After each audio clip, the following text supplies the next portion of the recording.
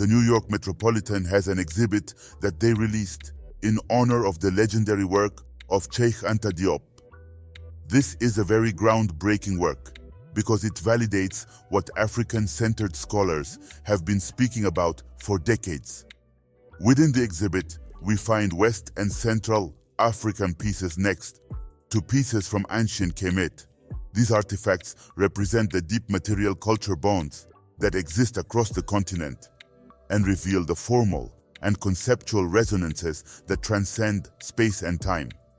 One of the greatest aspects of this exhibit is the fact that it stands in contrast to the racist depiction of so-called sub-Saharan Africa as primitive, ahistorical, and eternally separate from ancient Kemet. It was set up in homage to Cheikh Anta Diop and his text, The African Origin of Civilization, Myth or Reality, where he presented Happy River Valley evolutionary roots to modern African societies. Diop stood on the shoulders of numerous scholars from Antenor Firmin to Webb Dubois, who used the Happy River Valley continuum to affirm the central position of African people in the construction of civilization. The first set of paired works in our collection come from the Edo and Yoruba people in modern Nigeria. Here we have a third intermediate period statue of Ta and an Edo horn player from the Igun Eronwen Guild in the court of Benin. The Kemetic and the Benin pieces are both metal sculptures that depict important figures in their respective cultures. They are brass products of lost wax, metal casting, and are also associated with temples and sacred ceremonies. Ta was known as the great leader of craftsmen, and the Igun Eronwen Guild are brass casters and ivory carvers. Both pieces reflect the royal patronage and skilled craftsmanship of their creators, who used creative techniques and materials to produce detailed and durable sculptures. Next we have Naisut Sahu from the 5th dynasty of the Old Kingdom, accompanied by a divine figure next to an Edo plaque of warriors and attendants. Both pieces portray a ruler as the main figure, using size, attire, and accessories to indicate their royal status and authority. They are also accompanied by a smaller figure that represents a divine or geographic entity, showing their connection to a higher or wider realm. The sculptures are made of rare and precious materials, such as gneiss and brass, that demonstrate the skill and wealth of the artists and patrons. Next is a 1st dynasty Kemetic lion cub and an Edo brass leopard. These two pieces share cultural and symbolic significance, representing early theological concepts. During the late pre-dynastic period, the pharaohs were represented as lions. Later on, during the dynastic period, lions accompanied the pharaoh as royal pets and functioned as guardians of temples. The Her Maquette, also known as the Great Sphinx at Giza, has the body of a lion and the head of Nisut Khafre. In the Edo society, the leopard was the alter ego of the Oba. At the Benin court, leopards were represented on royal altars. Both sculptures exhibit exceptional artistic craftsmanship and sacred anthropomorphic motifs. Both the Ioba, Queen Mother pendant mask from Benin, and the 18th dynasty fragment of a queen's face from Kemet share commonalities as representations of female royalty, specifically queens or queen mothers. They exhibit cultural significance, with the Benin mask honoring Idia for her political acumen and mystical powers, and the Kemetic queen's face fragment reflecting craftsmanship associated with the adoration of Re. Both artworks demonstrate skilled craftsmanship using different materials, such as the ivory, iron, resin, and copper in the Benin pendant mask and the exquisite use of yellow jasper in the Kemetic queen's face fragment. Additionally, both pieces carry historical significance, with the Benin mask commemorating a transformative leader's reign, and the Kemetic fragment dating back to the New Kingdom period, showcasing a queen's connection to solar theology. In the next set of paired works, we have a Yoruba Gelede sculpture and a Kemetic Bez image rattle from the 3rd intermediate period. Both pieces are made of non-metallic materials that feature animal motifs related to mythology and rituals. The Kemetic piece is a faience rattle depicting monkeys and a bez image with leonine features, while the Yoruba piece is a wood mask depicting pangolins and serpents. The Kemetic piece refers to the myth of the Eye of Re and the role of Thoth and Bes in bringing back a sacred goddess from the desert, while the Yoruba piece refers to the tradition of Gelede and the homage to Awan Iyawa, or our mothers. The Kemetic piece was believed to pacify the angry goddess and protect women and children from evil forces, while the Yoruba piece was used to shield individuals from witchcraft and promote social harmony. Next, we have the face of Senusret III, from the 12th dynasty of ancient Kemet, and a 16th century head of an Oba from Nigeria. The two pieces display idealized representations of rulers, whether capturing distinctive features in aging or presenting a monarch in the prime of youth. Both emphasize a divine connection, with the Kemetic artifact linking the ruler to natures like Re and Horus, while the Edo artifact enshrines the Oba's essence for eternity. Symbolic use of materials, such as quartzite and brass, underscores the enduring nature of the ruler's significance. Additionally, both artworks reflect the cultural legacy and continuity of artistic traditions within their respective societies. Genetically, the pharaonic civilization is connected to West Africa through the AY 1610-29 marker found in Benin, and the ECTS 1536 marker found among the Yoruba, which are descended from AM13 and EM2 subclades found in ancient Kemet. For the Mali area, some of the set of paired works in the exhibit are the 4th dynasty Kings Akwa-Intenses Memi and Dabu, alongside the 18th and early 19th century Dogon seated couple. Both the Kemetic and Dogon pieces portray a seated couple who are husband and wife, expressing intimacy and affection through their embrace or touch. The composition of both pieces is based on bilateral symmetry, with the spouses aligned along a vertical axis and mirroring each other's posture and gesture. However, the pieces also show a variation of attributes that reflect the gender roles and social status of the spouses, as well as the spiritual significance of the sculptors in their respective cultures.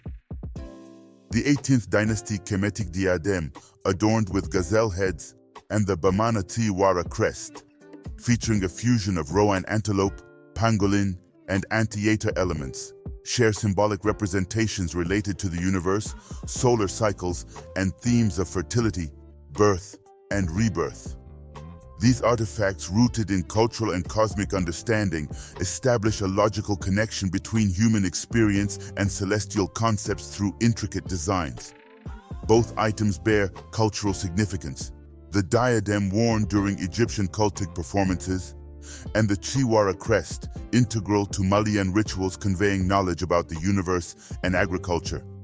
Additionally, artistic innovation is evident in the meticulous craftsmanship of the diadem and the continuous creative interpretations of the Chiwara crest's crowning elements, while mythological connections and metaphorical representations further enrich their significance.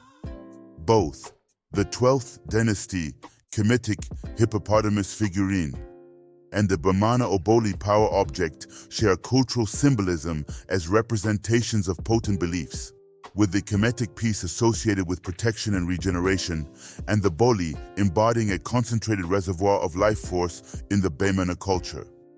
Both artworks evoke the dangerous nature of hippos, acknowledging their destructive attributes while using them as methods of security. Additionally, the connection to the afterlife is present in both, as the Egyptian hippo figurine was placed in tombs for rebirth symbolism, and the Boli has historical ties to rituals of the Segu priests, influencing the spiritual traditions of the Bamana people.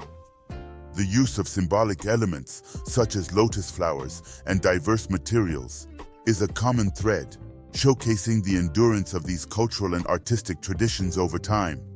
Genetically, these modern Malian and Mande populations are connected to the pharaonic civilization, through the ESK 837, EY 263625, and EY 161140 markers that descend from Kemetic EM2 and EM35 subclades. When it comes to the Akan Asante and related peoples in and around Ghana, we have the following paired works. Both the Akan Nsodi Memorial Head and the 18th Dynasty Canopic Jar, depicting a queen, represent elite women in their societies with elaborate hairstyles, facial markings, and serene expressions. They were both used for funerary purposes, with the canopic jar as part of a set of 4 containers that were designed to protect the internal organs of a deceased woman, and the Nsodi head representing aspects of the deceased, helping chiefs, priests, and queen mothers in the ancestral realm. They were painted and clothed before being paraded through the community and deposited at a ceremonial site where they could be visited and offered food and drink. Both the Asante Akwaba fertility figure and the Kemetic mother and child figurines share commonalities in symbolizing fertility and maternal connections within their respective cultures. Ritualistic elements are present in both artworks, as the Asante Akwaba is consecrated by a priest and carried by a hopeful mother, while the Kemetic figurines were buried with linen bandages, possibly as part of a plea for fertility. Additionally, both pieces represent idealized features of femininity, with the Asante Akwaba expressing specific aesthetic ideals, and the Egyptian figurines emphasizing elaborate hairstyles, jewelry, and the nude female body. These artworks serve as cultural expressions of fertility and the maternal role, each reflecting the societal values and rituals of their respective civilizations. The 5th Dynasty Kemetic statue of Merti and the Asante staff of office are both wooden objects that represent the authority and power of their owners or users. They also use writing, or symbols, to convey messages and meanings related to their political and cultural contexts. Moreover, they are part of larger collections of objects that were used for funerary or ceremonial purposes in their respective regions and times. Both the Wakemia ceremonial ladle from the Dan peoples of Liberia and the pre-dynastic Nakadan bowl with human feet share significant similarities. Both artifacts symbolize the human form, integrating artistic representations into functional objects. Additionally, they hold ceremonial importance within their cultures, whether through the awarding of ladles to women who achieve commercial and agricultural accomplishments in Liberia, or the usage of the Kemetic bowl in sacred rituals associated with purity and water. The Kemetic Sphinx for a god's bark, and the Baga Amanchonya Chol, serpent headdress from Guinea share commonalities in their cultural and spiritual symbolism, representing protective forces within their respective mythologies. The vertical structure and significant height in both pieces emphasize their presence and cultural importance. Additionally, both artworks incorporate a color palette, the Baga headdress featuring bold red, white, and black, and the Kemetic Sphinx using leaded bronze for visual impact. The 12th Dynasty Kemetic funerary mask of the estate manager Wa and the Emblo Baal portrait mask from the Ivory Coast share ritualistic functions, playing essential roles in cultural and spiritual practices.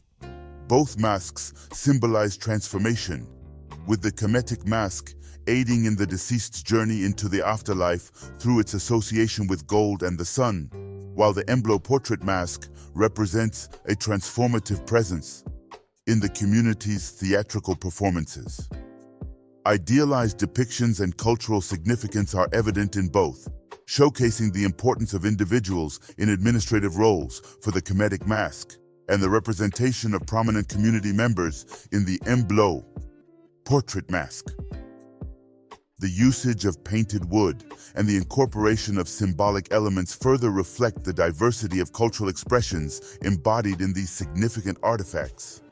The depiction of the goddess Isis nurturing her son, Horus from Egypt, and the Tiekpa maternity figure from the Ivory Coast share a central theme of motherhood, depicting nurturing gestures and emphasizing the importance of women in their respective cultural contexts.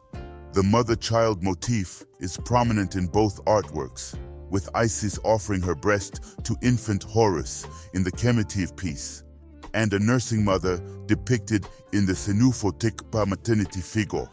These artifacts symbolize cultural ideals surrounding maternal care, family origins, and the significant roles of women, showcasing the enduring theme of motherhood in diverse cultural expressions. Additionally, the cross-cultural influence is evident as the Kemetic motif likely inspired early Christian imagery of the Virgin Mary and baby Jesus. Genetically, the Asante and Ewe are autosomally linked to the Oromo people of Ethiopia. Also, the ACTS 6487 and EZ 5958 found among the Akan descend from EM2 subclades from ancient Kemet. Along the Happy River Basin, both the 6th dynasty male statue and the South Sudanese Ngia post pieces are wooden sculptures of male figures who played significant roles in their communities and were honored after their death. The sculptures display stylized forms that emphasize certain features, such as the head, waist, or limbs.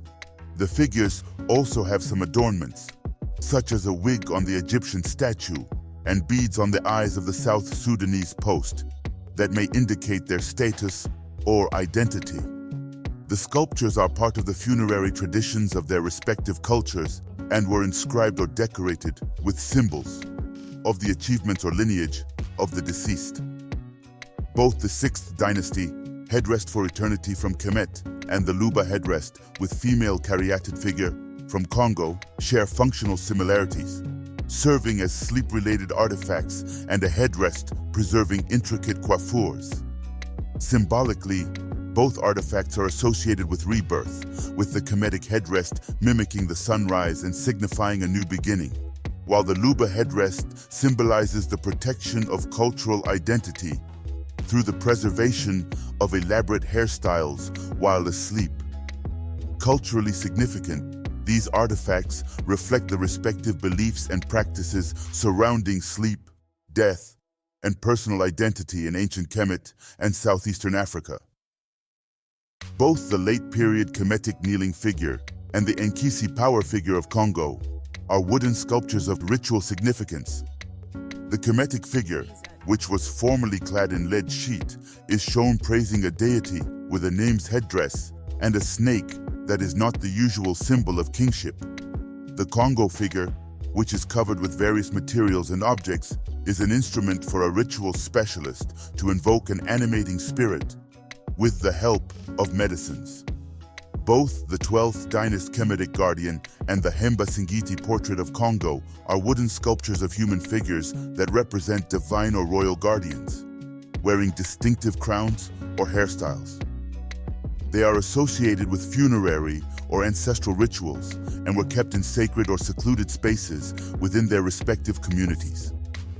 They have a serene and dignified facial expression, a symmetrical and balanced composition, and a high level of craftsmanship and detail that reflect their authority, wisdom, harmony, stability, skill, and respect. They also have a symbolic, historical, and cultural significance that transcends their physical appearance and connects them to a spiritual realm and a regional identity. The 12th Dynasty Kemetic woman carrying food and the Luba royal seat of office for female caryatid share commonalities as ceremonial artifacts representing spiritual and political aspects. Both feature prominent female representations, with the Luba piece embodying the sacred connection between women and divine kingship, while the Kemetic statue symbolizes goddesses associated with the divine mourning of the deceased.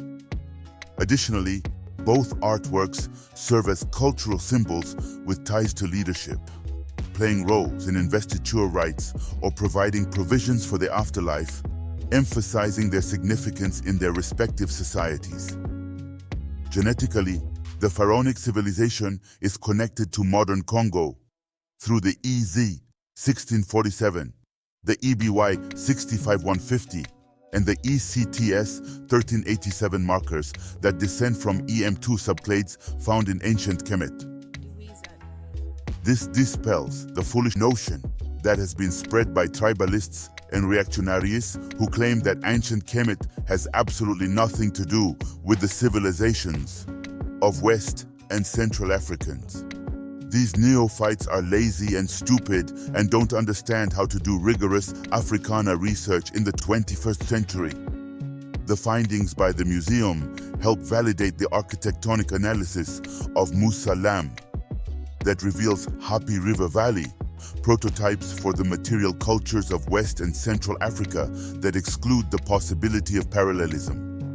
They affirm that the similarities between ancient Kemetic art and the art of modern Inner Africa are not from direct contact between the two civilizations. This makes perfect sense because the pharaonic civilization reached its peak over 3,000 years ago. The majority of the contemporary civilizations of West and Central Africa were engendered around the 7th century AD. It would be impossible for them to have had direct contact with ancient Kemet because they are separated by over 1,000 years. This doesn't mean that there is no ancestral filiation between them. Similar to how most of y'all who are watching this video have never physically met your great-great-grandparents. That doesn't mean that you aren't descendants of them. Likewise, as is stated by the museum, the specific connections between ancient Kemet and West and Central Africa are a valid field of inquiry that require more research. This research has been thoroughly pursued by the Diop Obenga School of Africana Studies. Scholars like Hamadi Bukum, Musa Lam, Nisire Sa, Salim Faraji, and many others are continuing this research. We know without a shadow of doubt that there are indisputable ancestral links between ancient Kemet and modern Africa. Stay tuned for future presentations on this channel that will delve deeper into this topic.